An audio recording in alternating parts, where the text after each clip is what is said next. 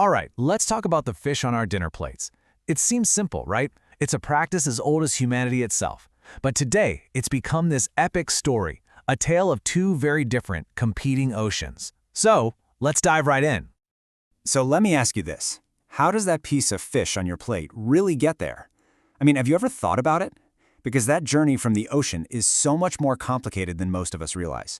And the answer, well, it reveals a huge conflict happening right now in our seas.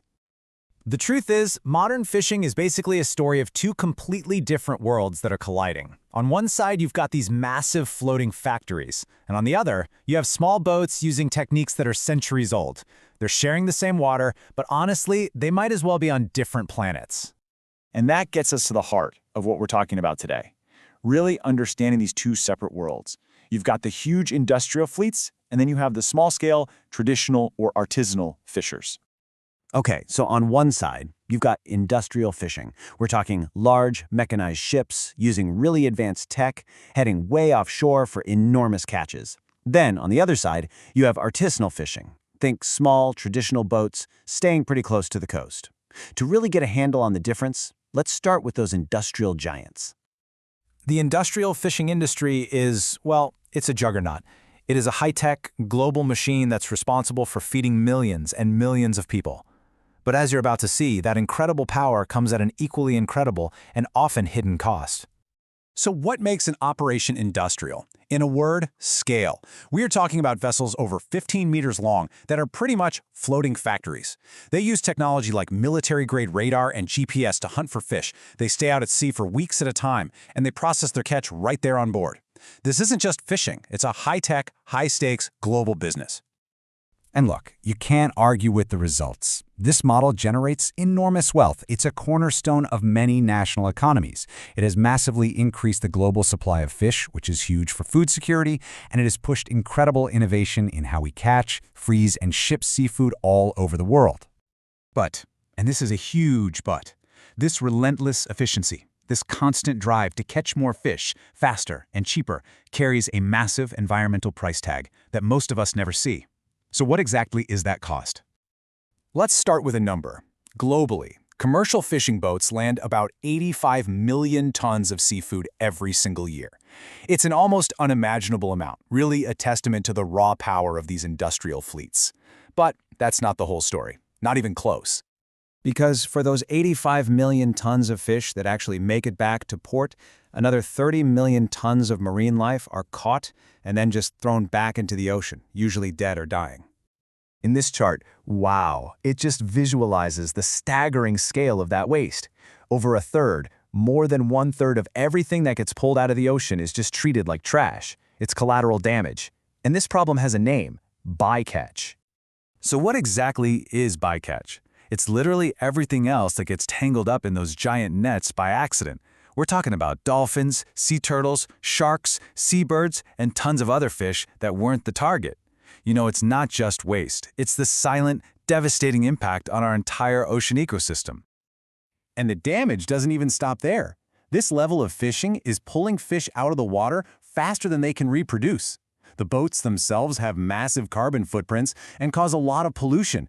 And get this, up to 1 million tons of fishing gear is just lost or abandoned in the ocean every year, creating these ghost nets that just keep on killing for decades. So that's the industrial juggernaut. But remember, there's another way. There's a completely different approach to fishing. So let's explore that alternative, the world of artisanal fishing. It might look small, but its impact is shockingly huge. You think small-scale fishing is just a drop in the ocean? Think again. According to the FAO, artisanal fishers are responsible for a mind-boggling 40% of the world's entire catch. Yeah, that's right. Nearly half the fish we eat comes from these small operations that use a tiny fraction of the fuel and cause a tiny fraction of the damage. It totally flips the script on the idea that only industrial scale can feed the planet. So, what does artisanal fishing actually look like? Well, we're talking about small boats, often simple wooden canoes, operated by families or small groups from the community. They take short trips close to shore, and their catch is the lifeblood for local markets and for their own families. For them, it's not just a job, it's a way of life. This is fishing on a human scale. And this is the key. Their methods are fundamentally different. Instead of dragging massive nets that just scoop up everything in their path, they use much more targeted techniques. Things like pole and line, harpoons for bigger fish, or small nets they can pull by hand. This selectivity, this precision, is exactly why they have so much less bycatch. This table really just lays it all out, side by side. You can see the huge contrast in every single category, from the kinds of boats and gear they use, to the market they sell to, and most importantly, the environmental impact. They are two totally different models for how we get food from the sea. So you have these two completely different worlds. Where do we go from here? Well, the whole conversation is starting to shift toward one simple but really powerful idea: sustainability. How do we fish in a way that doesn't completely destroy the very thing we depend on? You know, sustainable fishing is really all about finding a balance. The goal is simple: catch enough fish for us now, but do it in a way that keeps the fish populations healthy for generations to come, all while protecting the entire ecosystem. It's a fundamental shift from working against the ocean to working with it. And here's the good news. Achieving this isn't some big mystery. Experts have a really clear 4-step roadmap. First, you've got to collect the data, know how many fish there are. Second, assess the bigger environment. Third, you put smart rules in place, like protecting the areas where fish spawn. And finally, you actually enforce those rules, especially when populations start to decline. It's a proactive, science-first approach. Which, of course, brings us right back to where we started.